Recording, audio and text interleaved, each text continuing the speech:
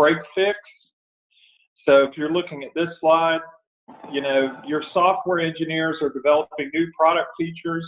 Those features and fixes go into a continuous integration cycle. An immutable artifact is created, and we promote that artifact from dev to test to production. That's pretty normal in, CI/CD, understanding of how good software development is done these days. But we go a step further and say, look, any issues that come up in your NOC where we have to do a break fix in the NOC or a patch or an update or a plan change that the Network Operations Center is going to execute, or any infrastructure changes to your infrastructure code, we treat all of those things the same way. And they all go through, their code management through GitHub. We're doing versioning. We're doing a double pull request on code, and it's reviewed before it gets committed to the master. And then, each time it's going through the same continuous integration cycle with quality gates, and we're creating an immutable artifact, and we then promote that from dev to test to production. And that's true. We do that same process even if we're just applying a Windows patch, right? And we do that same process if we are creating a new feature from the software engineering team. And we do that same process if we need to change a routing table in the VPC. So what we're presenting to our clients is this vision of operational excellence that locks down production. It allows no human access to production at all where possible. And there are always exceptions to that. But the ideal is no human access into production. Your logs are centralized, usually in an S3 bucket with either, we're using Athena or something like that, maybe an Elk stack to search the logs. So there's no need for anybody to SSH or terminal services into a box and look at logs or troubleshoot a machine. We're going to execute any change in production with another machine using code that's been through this continuous integration cycle, and we're doing that through the use of an immutable artifact. So we're managing environments the same way we recommend that you develop software, and that leads to better outcomes. It leads to less downtime over time, and it leads to much better agility. So that's the vision that we're presenting to our customers. And, I don't think we are, well, I'm sure based on discussions with that we're not operating that way today, right? We are not. And I want to tell you why we're not operating that way. And it's not your fault, okay? It is because we have looked for a certain type of skill set at each different position in the company. And we have a career path that we've established.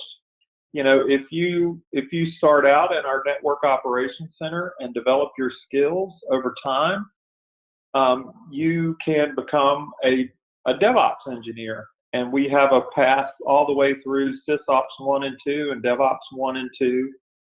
And I think that as a company, we have not really devoted the time and energy that it takes to train you. We have not made the investment that we need to make, especially in our Network Operations Center engineers, to further their careers and get them moving up the ladder internally. Because I'm going to tell you guys, I don't like hiring DevOps engineers from the outside. And I want to be honest with you, because they're hard to find. And good ones like, Dennis or Lee or some of the other senior ones that have all the certifications and have all the experience, they're very difficult to find. So we really have to look at training you guys to become our next generation of senior level DevOps engineers. And so in order for us to operate this way, I realized that we don't really have the skill sets on our network operations center team right now to do infrastructure as code.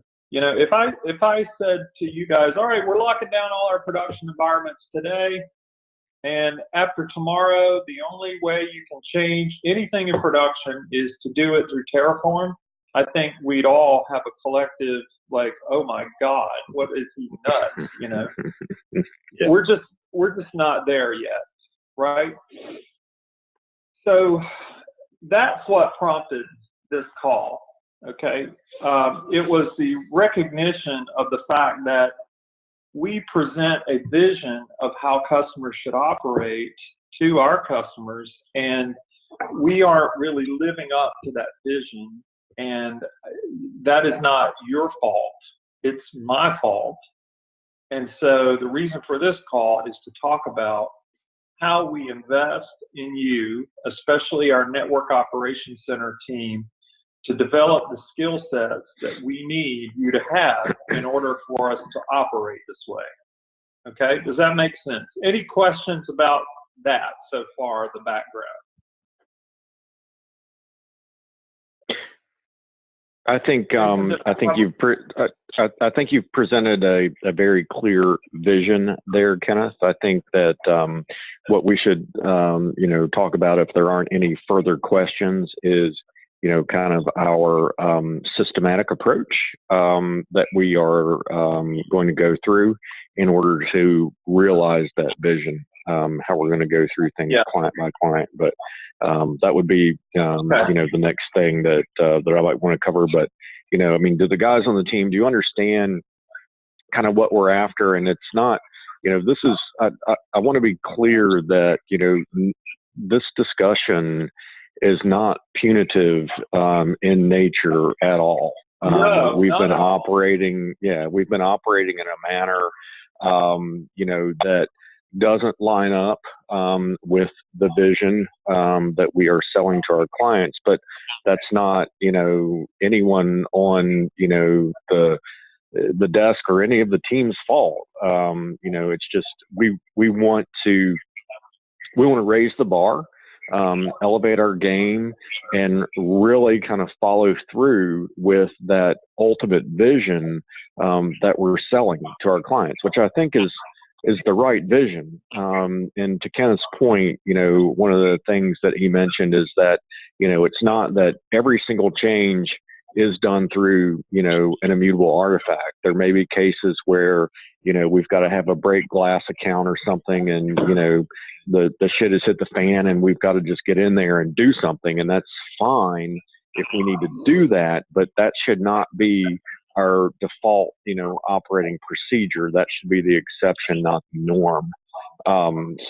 That's really kind of what we're driving at. And, this is just to elevate our game and bring us into, more alignment, with the way that, we're selling, our services, and the way that really, from a best practices standpoint, we should be operating our customer environments in general.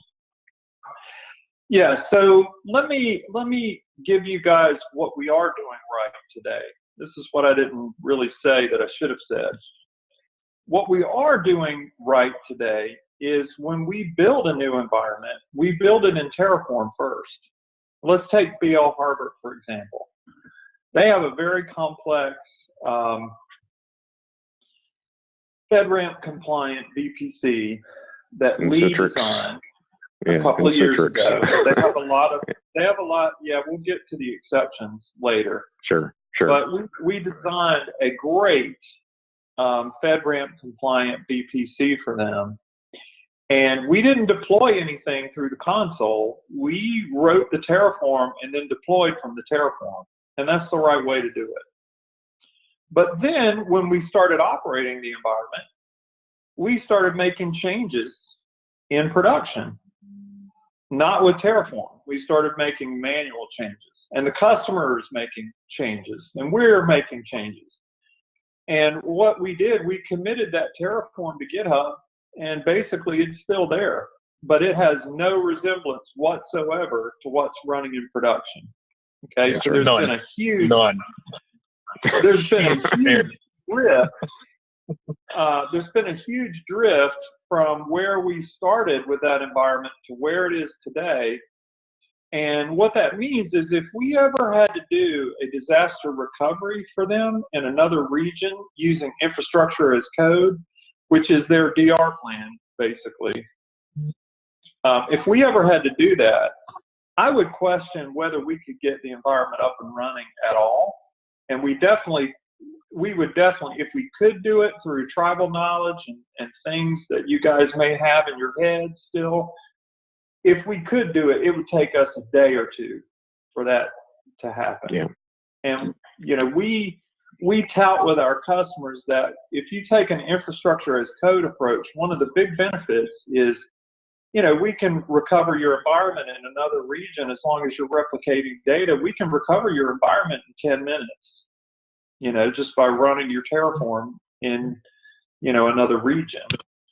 And that's just not true, because there has been, you know, since we implemented VL Harbor, there's been this huge drift, and what's in production has no resemblance whatever to the Terraform that's still sitting in Git from day one, because nobody's ever edited the Terraform, to my knowledge, to match production, right?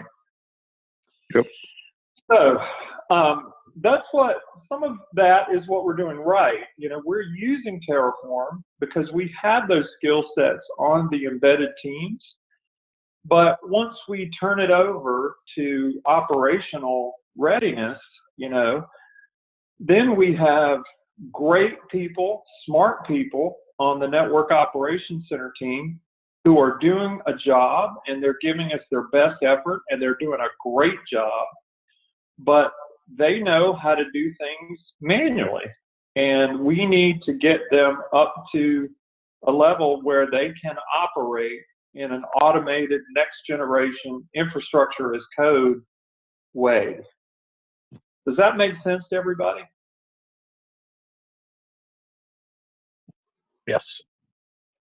Okay. Yep. I would like feedback from the Network Operations Center guys. I mean, you know, is this giving you heartburn? You know, it's like, oh my God, you know, what are you guys throwing at us? Or, you know, does it make sense? You know, what we're trying to drive at here is not that, you know, we're throwing you into the fire, and Kenneth and I will kind of talk about, you know, how we're going to approach this. But, you know, does the infrastructure as code and the immutable artifact and that level of automation, does it make sense from a logical and philosophical perspective to you guys? I want to make sure that your feedback is heard on this call. So this is, you know, an open forum, and be candid with us as well as to, you know, what you feel like is, you know, practical based upon, you know, your day-to-day experience. I mean, you guys are, from my perspective, in the trenches day in and day out. I see the stuff that comes in, and you guys are doing a fantastic job addressing our customer issues and just really killing it. I think doing a fantastic job for us. You know, I want to make sure that, you know, anything that, you know, would be a concern of yours is raised. And this is, you know, a very open forum and a very safe forum for you to, you know, provide that feedback to us. So, you know, I just want to kind of put that out there and make sure that, you know, that, you know, this is not a one directional conversation. And if you've got concerns, please bring them up. And it's safe to do so. So that's, I would just throw that out there, you know, for you guys, because I mean, I do think you're doing a fantastic job. This is not, you know, any sort of issue where we feel like, you know, things are falling short. We just want to elevate our game as a company. That's all. And want to make sure that you've got, you know, the support system in place to kind of raise the bar for yourselves as well, and have some career advancement opportunities, within the company based on that. So, sorry, kind of if I've kind of overstepped there a little bit, but I just wanted to kind of put that out there and make sure the team feels absolutely. I want everybody to feel safe in giving me feedback. We will never fire anybody for disagreeing. If you disagree with me, we'll fire you and make up another reason.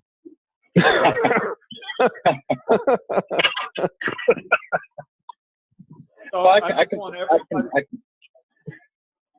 can kind of chime in on this on the network operations side of. It's definitely, I mean, that sounds exactly giving us basically the firefighter, if you will, the fire extinguisher that we kind of need, and having that bird's eye point of view would actually help us out tremendously, actually. Now, another thing that I see is having maybe all the keys together too, or like having that bird's eye gives us a map. I think a better way of looking at it, and would probably increase our speed on fixing things as well. Yeah, I think it would. I think proficiency in Terraform will increase our speed. The main thing I think it'll do too is, number one, it'll prevent drift, like I was just mentioning. And thank you, Andy. This is really good feedback, I think, for everybody to hear. Agreed. The other thing it will do, because we have a double pull request process for commits to GitHub, it will hopefully eliminate, any kind of human error in the process, right? So if we're making a change to the Terraform, let's say to change a routing rule in a VPC, we're going to have the senior DevOps engineer who built the environment review that Terraform. And, any kind of exception, like for BL Harbor, because they use SoftNAS, if we try to make changes to SoftNAS using Terraform, the licensing is going to conflict with that. The SoftNAS licensing is based on the MAC address for the? It's based on the instance ID. Yeah, instance ID for the VM. So, yeah, Citrix as well. But yeah. So in those cases, we're going to need a senior DevOps engineer, someone who's very familiar with the environment, what's running there, to review any change. In fact, we have a double pull request process, so there'd be 2 reviews. And it's those kinds of things that we will catch in the review process, and hopefully, never have another outage that was the result of a Blue Sentry action in an environment. So there will still be outages, but I want it to be said that when there's an outage, we're opening a support ticket with AWS support, and it's not Blue Sentry saying, oops, yeah, we made a mistake. So I think infrastructure as code will give us a heightened sense of discipline around changes to production. But let's be clear, even a tiny change to production is a huge deal, because the implications of even the smallest change could mean service interruption for thousands of customers. So any change we make to production should be made with the appropriate degree of solemnity and care. So that's what we're after. We want to impose an infrastructure as code discipline to our production changes. And I think sorry, kind of just one other thing that I would add to that is, as we are going through this process, so what we're laying out here is, a vision for how we're going to manage our customer environments. And we realize it's going to take some time to get to that vision, and we're going to have to define some processes to get to that vision. So even, as we're talking about the pull request process and how that would work, and the review process. So, Andy, it's, 9:30 at night, 10 o'clock, you're making a change. Who's going to review that? We're going to have a process in place established for how that's going to happen, and make sure that you have the support that you need in order to have the appropriate review for any changes that you're making. So, what we're articulating here is more of an end state. And we realize that, there's going to be work that we have to do. And as a management team, we have to work on defining a process to get us there. So I don't want you to think that this is like, tomorrow we're doing this. So we realize that it's going to take some effort on our part. And, we're probably going to have some follow-up meetings on this in order to make sure that we are working properly towards that goal, so that you guys are supported as a team and have the resources that you need in order to, operate in this manner. So yeah. I don't want you guys to feel like this is now, gospel. We've got to work towards it. And Kenneth and I and Lee, we've had conversations about this. We realize that it's going to be a work in progress. So I just want you guys to understand that too. Well, I might say it a slightly different way. This is okay. gospel right now, starting today. But we recognize that we will not be able to do this for every single client on day one. Let me say it that way. That's fine. There are, every client that we have is in a different place.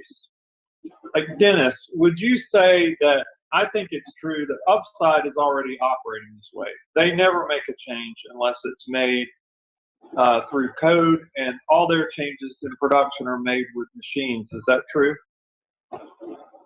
Yes, totally true. Now, the trick is, and different between other customers is, we have dev and staging. So when we do stuff, we have a place to test it. I've got a Slack message just a few minutes ago. I just updated Fluent D in dev. Let me know if there's any issues. If I don't hear anything in an hour, then I'm going to take it to staging, and I'm going to take it to prod another hour. And that's giving us time to find the issues or whatever. But that's one of the requirements that a lot of these customers at the desk is dealing with doesn't have, is a test environment. As they always say, everybody's got a test environment, but some of us have a separate prod environment too. Yeah. Right. Yeah. So that's the trick there. Now, one thing I'm just going to interject while you gave me a chance to talk. Y'all messed up if you have to. But a lot of these customers I know, like D.L. Harbor and all, are Windows customers. Do we run a Windows support update server for them? Because a lot of these customer Windows updates, kind of general rule back in the day was set up a WSS server and only approve updates that are over a month old. That way, if there are some buggy ones out there, you've given a month for the whole community to yell and Microsoft to pull them before you just willy-nilly load them up on Tuesday night's Update Tuesday. Just something I was thinking about just when y'all were talking about. I'm like, Windows Update is what a lot of these people are dealing with, and we don't have a good control process on those, I don't think. I could be wrong. I'm hitting you. That should be all done through SSM, right? And we can define the policy around that, correct? I'd say SSM, all you can do is tell it to run Windows updates. You can't control which updates it has to talking to. Oh, like you're talking about at the individual patch level. Okay. Yeah, like doing WSUS or something. Yeah, exactly. Windows Support Update Services, so you control which patches go out. Because if you put a patch out there on a customer site and Microsoft's only released it 24 hours ago, the known bugs aren't there yet. And that's you're going to have problems if you do that once a year. It happens all the time with Microsoft patches. It's just a fact. Yeah. I don't think we should do that. I think, I think we will probably develop a different approach for every Windows customer that we have. And, Dennis, you bring up a good point. I'm giving you guys the ideal, but I am less skilled than anybody on this call. Okay. And I am so far above this, I can show you the slide in PowerPoint, but if you ask me any questions about it, you quickly see the bounds of what I know. Okay, and I want to tell you guys that. I want to acknowledge that right now. And I'm going to depend on you to tell me and Jason what it is that we should do for each individual client. And we expect this to be an interactive process with you. And, you know, we want to try like hell to reach this ideal, but we realize there are going to be exceptions to this ideal. And we've already pointed out one, you know, with BL Harbor already with SoftNAS. Windows updates we're probably going to do differently with every customer, but I would like us to get as close to applying a patch, creating a mutable artifact, and have that whole thing go through the quality gates of the CI cycle. If we can do that, that would be great. If we can't do that with Windows updates, you know, and there's a good reason why we can't do that, that's acceptable. Okay? This is Mike. I have a question. Just kind of listening to you guys talk. I guess it's kind of a two-part question, and I'm not just thinking about BL Harbor, but you know, there's a lot of our customers where at the very least care and nurture needs to go into the Terraform scripts, and then a lot of them where the Terraform scripts just have to be rewritten. Who's going to be ultimately responsible for doing that? Because that's some significant amount of work, given the workload. Okay, so that's a great. Yeah, that's a great question, and actually, yeah, it's a good segue. Yeah, go ahead, Kenneth. I'll let you run with it. That's a good segue, Mike. So now we're getting into what our plan is. But before we get into the plan to get to where we want to be, does anybody else have any other sort of philosophical questions about what it is we want to achieve? I had one more that I think goes more to the philosophical, and that we've talked about internally what we do. How do we keep customers? Because you mentioned it, that customers. They get in and they do their own thing. You know, I was doing Clinical Inc. You know, love Leo to death, but as soon as I write a Terraform script for him, he gets in, he starts changing. I mean, and then it's their environment; they're the ones paying for it. So how do we keep them from doing that? Yeah, I think that's also part of the plan. Yeah, that's. So, Mike, so we're going to, for each client, go through a change management process with them, and also talk about what our SLAs will be for them. And I'll let Kenneth, I'll let you run with it because I know that you're chomping at the bit to talk about the plan. But you know, Mike, we've talked quite a bit about how we're going to manage that. So, but I'll let Kenneth run with it at this point.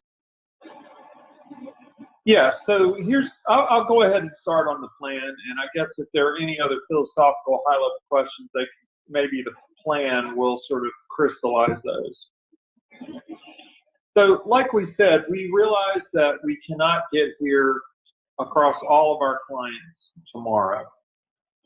Okay, and there are many reasons for that. One is we have a skills deficit on the Network Operations Center team. We need to bring the skill level up, in Terraform in order to be able to operate that way.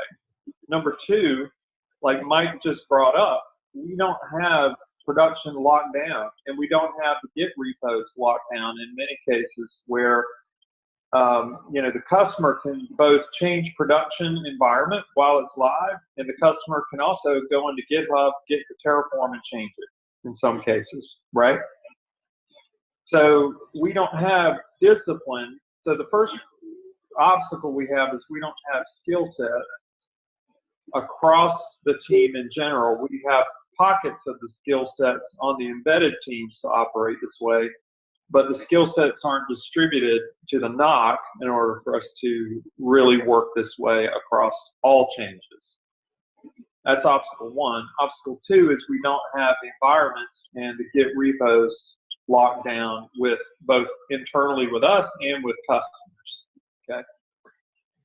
So here's the plan we've come up with. Oh, and the third one is Mike's other issue. We've got this huge drift from where Terraform started to where it is today, and there's a huge effort, believe me, Lee has already looked at BL Harbor, which is going to be our first customer that we're attacking. And to get their Terraform back in line with where we are today in production is going to be a massive effort. It just is. And Lee is working hard on getting that back. Getting lots of imports. All the drift that's happened. Okay. Yeah. I would add to that, guys. It's Terraform and the Ansible playbooks. So we're talking a lot about Terraform, but we're also talking about any of the playbooks that we have in play as well. All of that is kind of part of the same part of the same nut. Okay, so I want to be clear, we are making a change as of this second, okay? And from now on, we are going to begin moving in this direction. Okay, so mark it down as of today at 3:07, Tuesday, August, whatever it's what is it today? The 14th, August 14th. We are now an infrastructure as code shop. Okay, and that includes our NOC and our embedded teams. We're all operating the same way.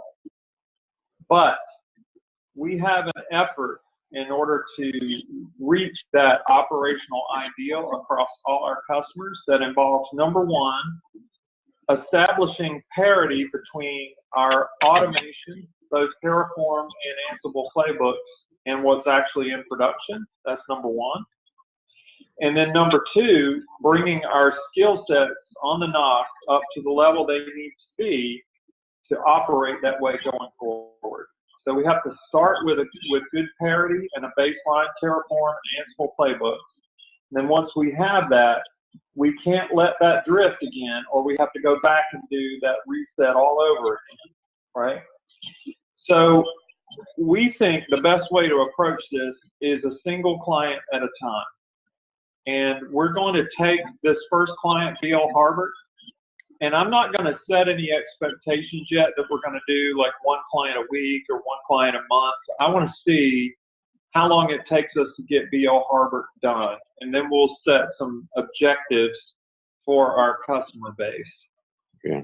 But we're going to take one customer, we're going to get their automation baseline back to agree with current production. And then the minute we have that done, we are going to lock down production with both the customer and us. And we're going to lock down the Git repo. Okay. And if the customer wants to make changes to Git, if they want to make changes to any of the automation, be it an Ansible playbook or a Terraform script or whatever it is, if they make a change, if the customer makes a change, they have to go through our double review pull request process before that commit makes it into the master. Okay? And we are no longer going to allow IAM access for any account other than root and certain machines that make these changes, but we're not going to allow human accounts write access to production once we get that set. Okay. Now, there could be exceptions to that. I'm giving you the ideal. Just remember, everything I say is the ideal.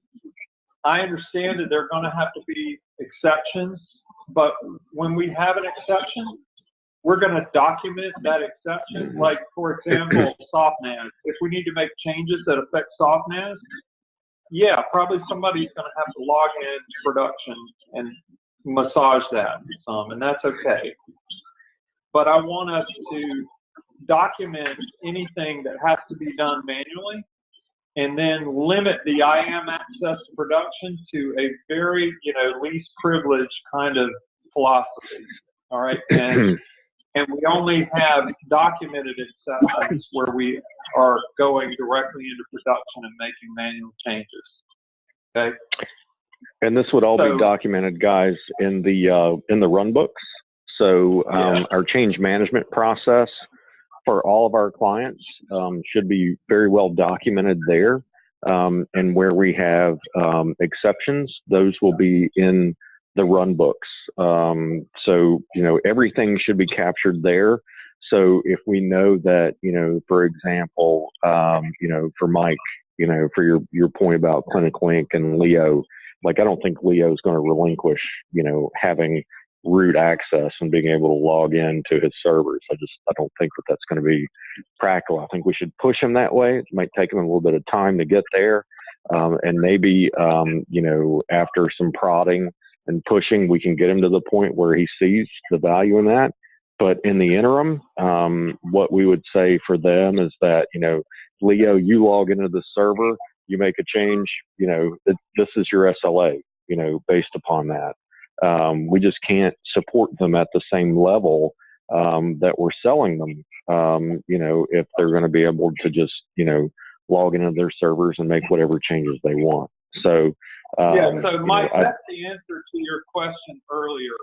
The answer to your question earlier about how are we going to get customers to agree to this, we're going to tell them that we will not support any SLA in the environment unless they agree to it.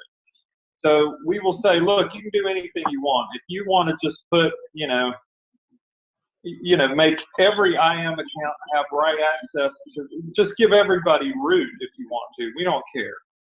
But if you want to do that, we will not support any SLA whatsoever on the environment.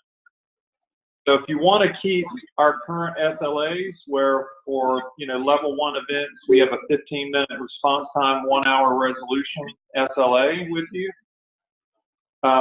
you know, and level 2, we have all this defined in the run book. But it's like, you know, it's like your iPhone. You open that case, you void the warranty. Yeah. And that you can open the case, it's your iPhone. But if you do that, you void the warranty. And that's how we're going to view these environments. Yes, we will give you the ability to edit the Terraform as long as you go through our double pull request process to make commits to Git, then your SLA is still intact. But if you manually go into production and make some changes, or you write your own Terraform and run it against production and don't go through our commit process, no more SLA. Okay? All right, so yeah, what do we do? Actually, ClinicLink has 3 different environments, and that's kind of, it does seem right that, you know, upside is kind of like the golden goose to look at, to get to, and then, you know, and then I guess bottom barrel to start with, you know, like VL Harbor, where it's all production. Right. And Mike, yep. I think to your point, there are going to be accounts that will never agree to lock down production. And that's okay. We just won't have SLAs with them. And we will continue to provide thought leadership to them to try to drive them to operate at this level of excellence. But if they refuse to do it, then that's their prerogative, but we will not be accountable to an SLA. Okay. And I think the other thing, guys, from that perspective, what I would say as well is that, you know, where we have clients that kind of don't see that full vision, where we can help push them to that, and see that, you know, the ideal should be this operating model, that's going to make us so much more sticky in all of those accounts. And, you know, there's a component there as well that I think we should all understand, you know, on the engineering side, is that, you know, we're not just, you know, we're not just doing projects. We're not just doing break fix kind of stuff. We are driving the relationships that are going to make us, you know, embedded with these customers long term. So as much as we can point out where, you know, like ClinicLink is a great example where they're not managing their infrastructure that way, you know, it's just going to make us that much more valuable in the long term to get them to an infrastructure as code and immutable artifact type of deployment model. And that's going to give, you know, Tom and the sales team an opportunity to expand those accounts.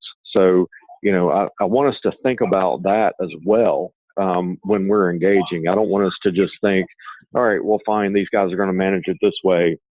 And, it's just going to be this, standard operating model. We want to get everybody to this model, this vision that Kenneth is laying out for us. And, where we are not, and we have gaps right now, that's opportunity for us to grow our business. So I wanted to kind of highlight that as well and put that out there, because I think that's a key component. Okay, so the other obstacle, other than lockdown discipline, and baselining the automation to agree with production, the other big obstacle is the skill set.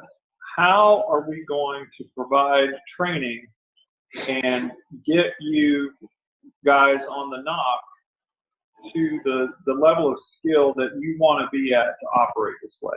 Okay. The first way we're going to do that is we're going to take it one client at a time. All right. So we're not going to just throw you in and see if you can swim. We're going to cut over a single client, and we're going to start with B.L. Harbor. Okay. And you're only going to be operating with your left hand on one client at first. Okay.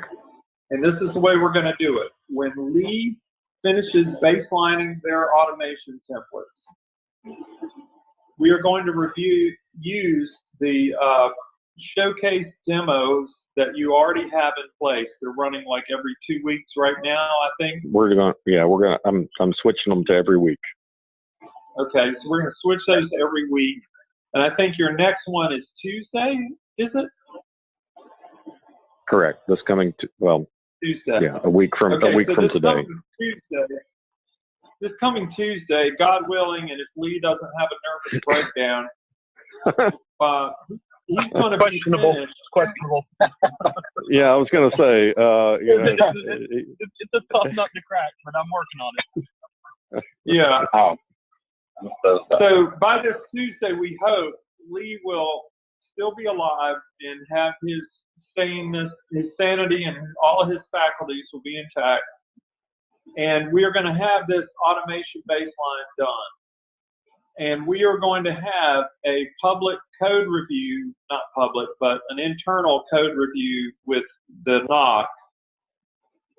And we're going to go through this code line by line and tell you what it does.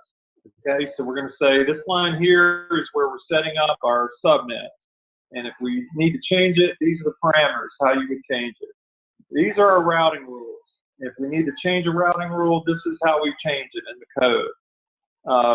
So on and so forth. This is where we specify instance types and so forth. If you need to change that, this is the parameters of how you change it.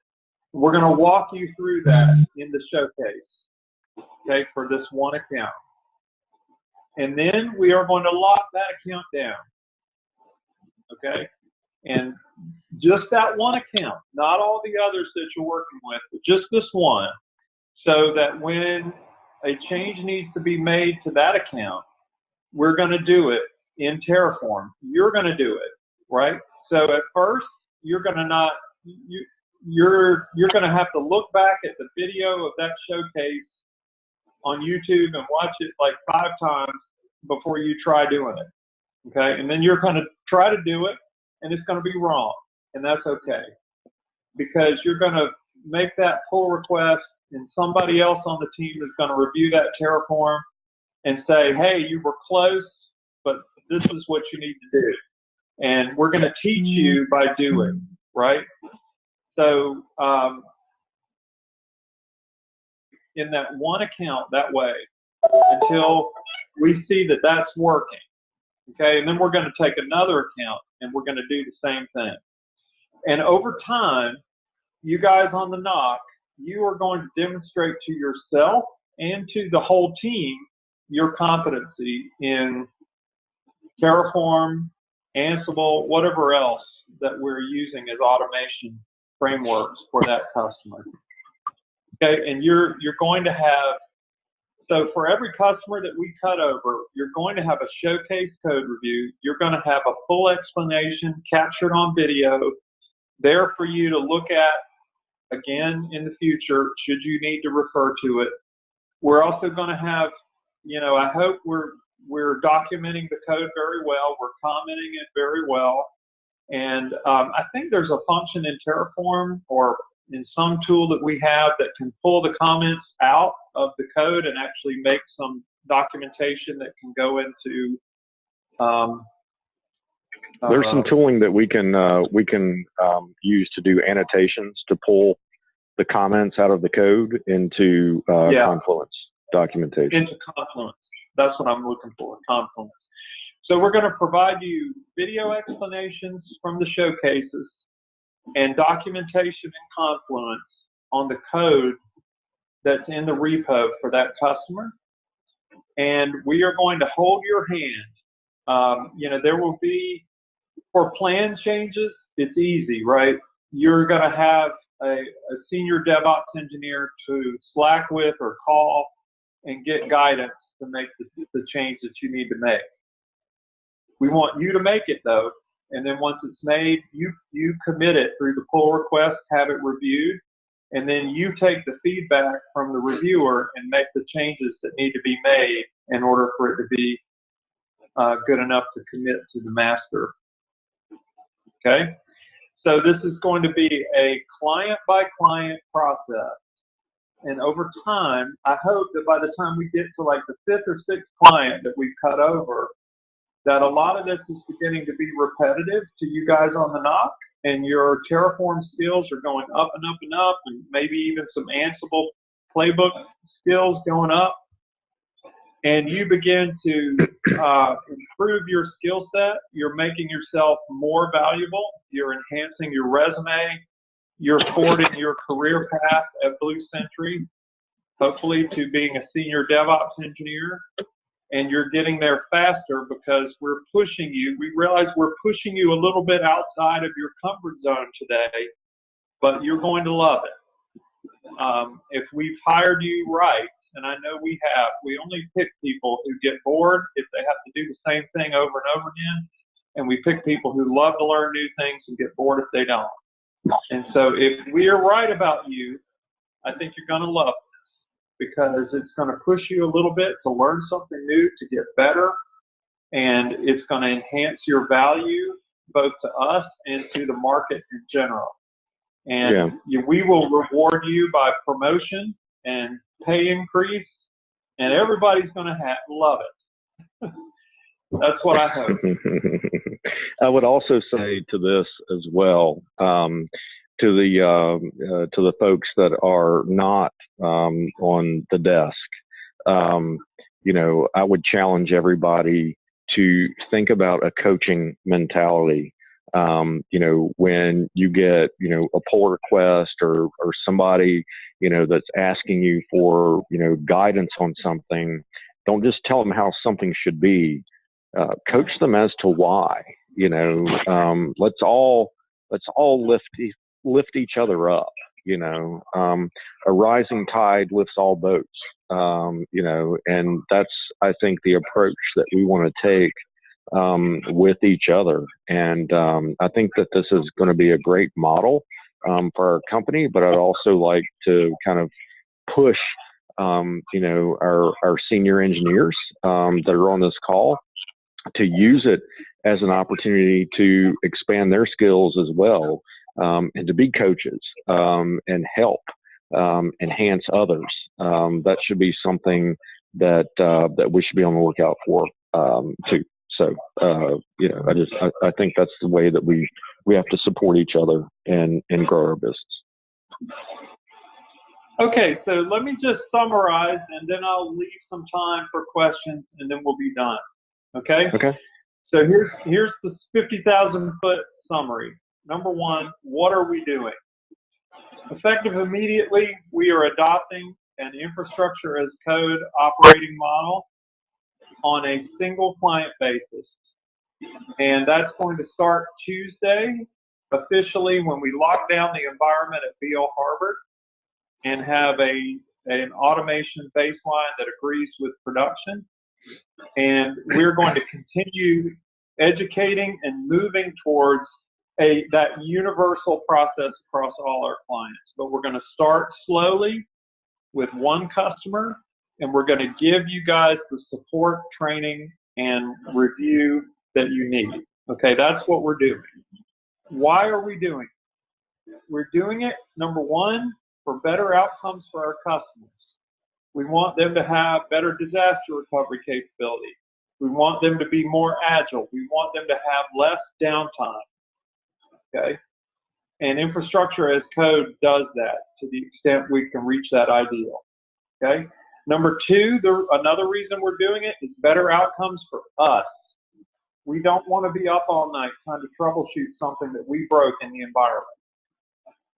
We want our network operations center to feel just like the rest of the team, and we want them to grow their skills and get promoted just like everybody else.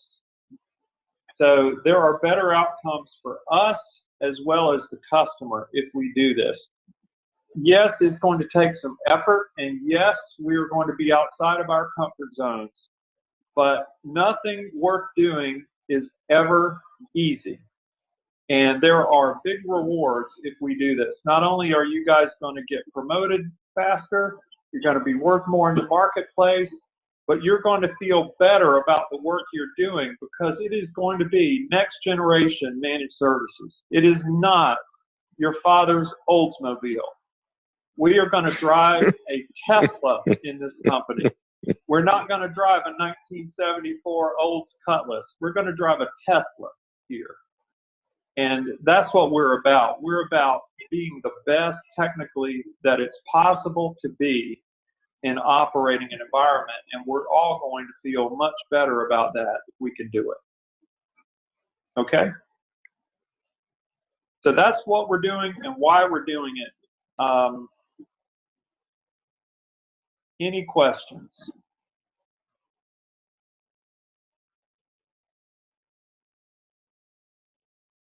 I mean, Mike, Andy, Todd, you guys, I mean, this is a lot that's been heaped on you, kind of this afternoon. You know, what are you guys' thoughts? I mean, there's got to be some sort of, you know, trepidation on your part, and I want you to bring that up now, so that we can talk about it, you know, collectively if there are concerns or anything along those lines. But you know, how's this making you guys feel?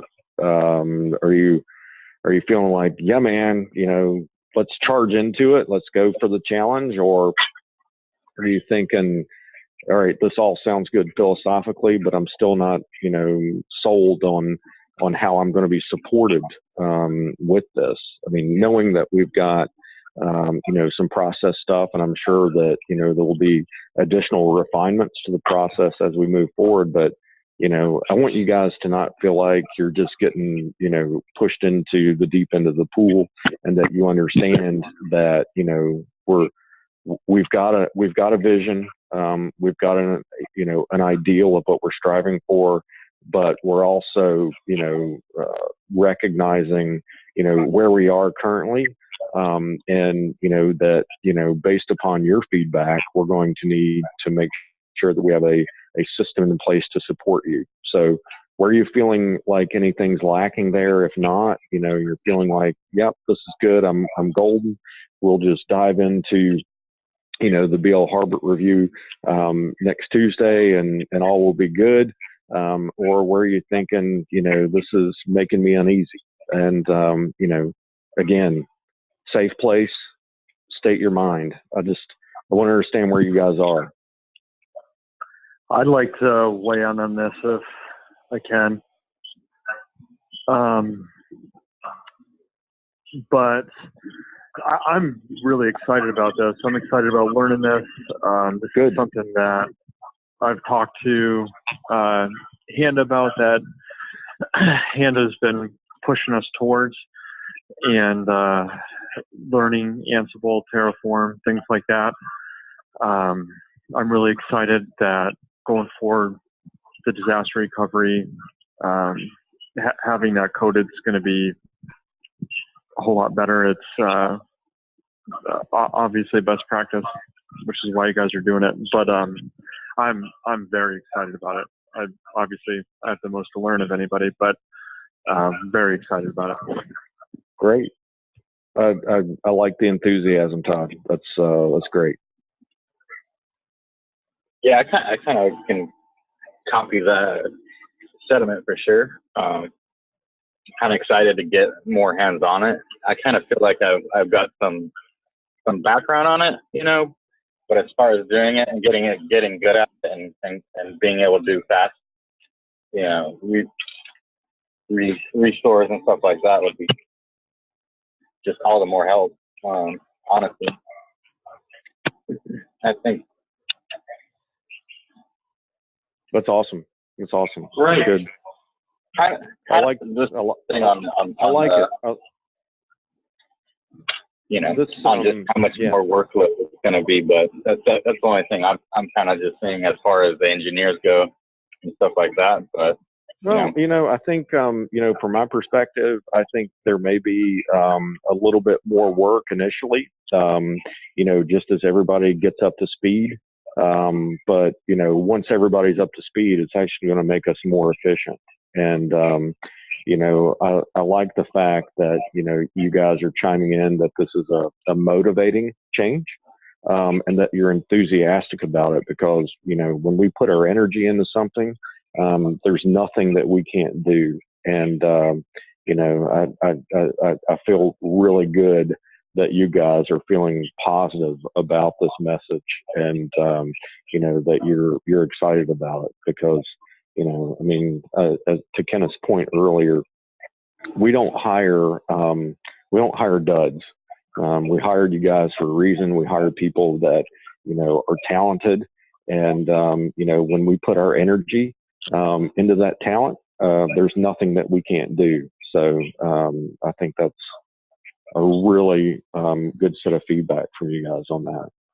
And I feel good and about Andy, it. I think you're right. At first, it will be harder, and it may take more time, because you're going to have to maybe review some documentation. You know, think about you may have to do some Googling, and you know, to get the code where you want it to be before you submit a pull request. And a lot of you are going to want to do this on your own. And I know that is asking more of you. You know, you already know how to make these changes manually. All of you are experienced network operations center people, and you're excellent at that. And I know it's easier to play with your right hand. Or I'll liken it, I'll use a soccer analogy. It's easier to always kick with your right foot, but if you learn to kick with your left foot too, you're a double threat on the field, and it's much, much harder to stop you if you can go both ways. And so, you know, this is harder than just making changes manually at first. And that's why we're only going to do it on one account first. I think it would be crazy if we just made you do it across the whole client base. But we're going to do one account. We're going to feel really good about that before we do a second one. And hopefully, you know, after we do the second one, we can do the third one sooner after. And after we do the third one, maybe we can get up to a pace of cutting over a new one every week. But we're going to take our time on this first one and make sure that you guys have a good running start at this and are feeling good before we do a second one. Yeah, I'm sure we can rotate actually which engineer too, you know, so we don't extend them too far. That's kind of more. I'm down to do all the work, you know, as much work as possible, you know, and give less work to other people. It's only this made the opposite happen, but hopefully it will get less work for everybody in the long run, right? Yeah. Okay, anybody else got feedback? Okay, I know that, you know, being on a call, hitting you with this for the first time, you know, Jason and I at Lee, we've been talking about this now for a couple of weeks, and We've had a lot of time to think it over. You guys have had maybe a grand total now of 35 minutes to think it over. And so I know a lot of other things are going to come up in your minds, and I want you to give me feedback as it comes up, or if you don't feel comfortable, telling me, tell Jason, or, tell someone else on the team. But I want this feedback that, I really, really want it. If this isn't what working, I would, I don't know why. Yeah, what I'd like to do is I'd like to kind of circle back after we do B.L. Harbert and do, kind of a retrospective, with all of us on how that went and everything there. I think it would be useful, at least for the first, couple, 3 clients that we go through this with, that we have kind of a tight loop here. So that's kind of an idea that I would throw out there, for us to follow up as a team. Yeah, let's do a 2-week retrospective. 2 weeks from this Tuesday, let's do a 2-week retrospective on B.L. Harbert, how it's going. Okay. All right. I'll do that. I'll go ahead and schedule that for everybody. Hey guys, all right. This is Jeff. I had a thought, if I may. Go ahead. So first and foremost, it's really exciting about all of us getting on the same page, especially as far as Terraform. But the thought is, in addition to having individual coaching done by the senior engineers to the guys that are learning it, I think, doesn't it also make sense that we all have some sort of like shared curriculum, some sort of unified place that we're all coming from, so that we can all attack these new projects as a unified front?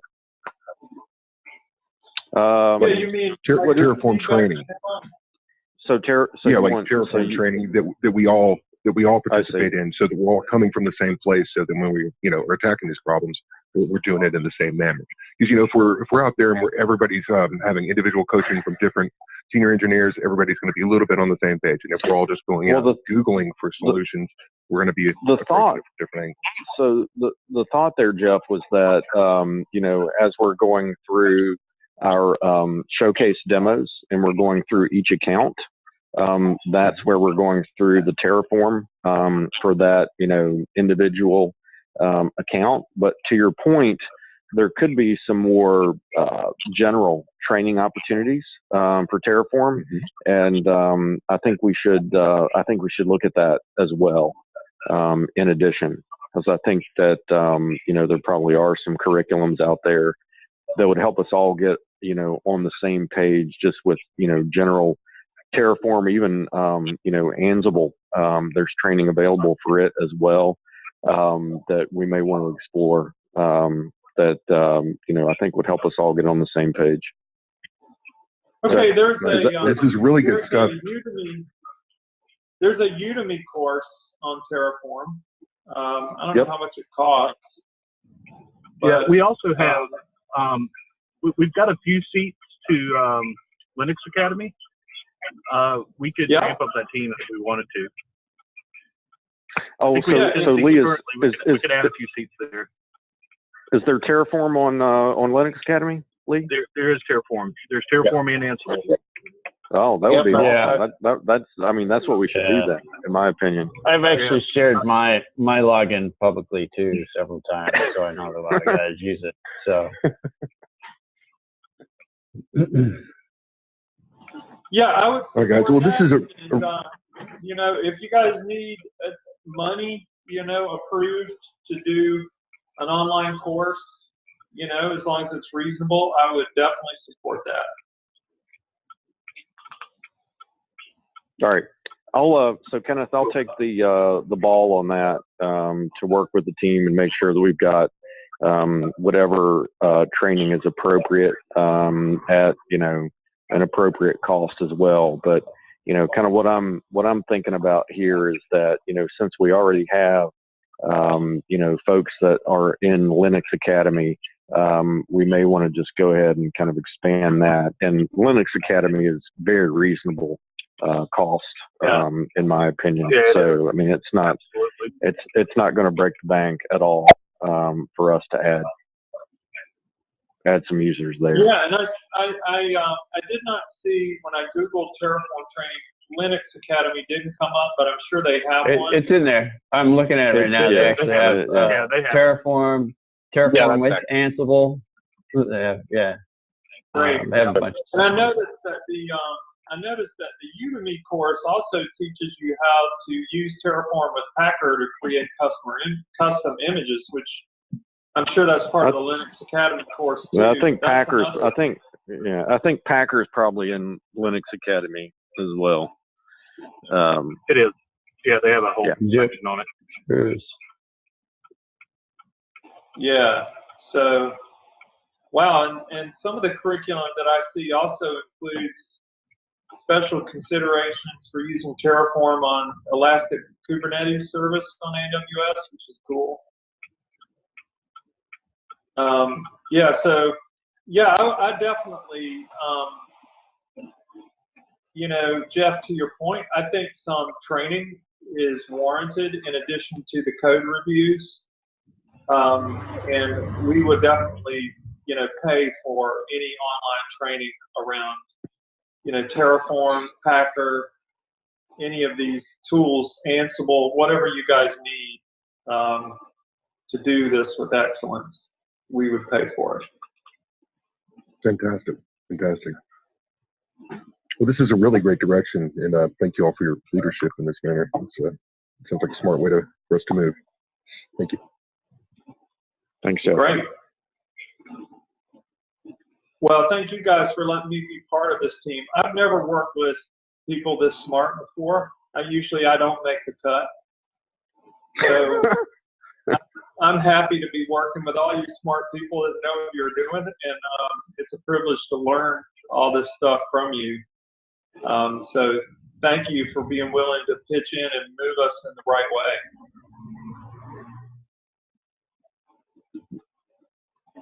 Thank you, Kenneth. And that's all I had, Jason. Yep. Thanks, guys. Appreciate it. Okay. I think this is good vision. So we'll follow up in 2 weeks with our retrospective. And Lee, you can keep pulling your hair out with Bill Harbor. Yeah. Yeah. It's hairy. We'll get there. All right, dude. Okay. Guys. All right. Okay. All right, gentlemen. Bye. Bye. Bye.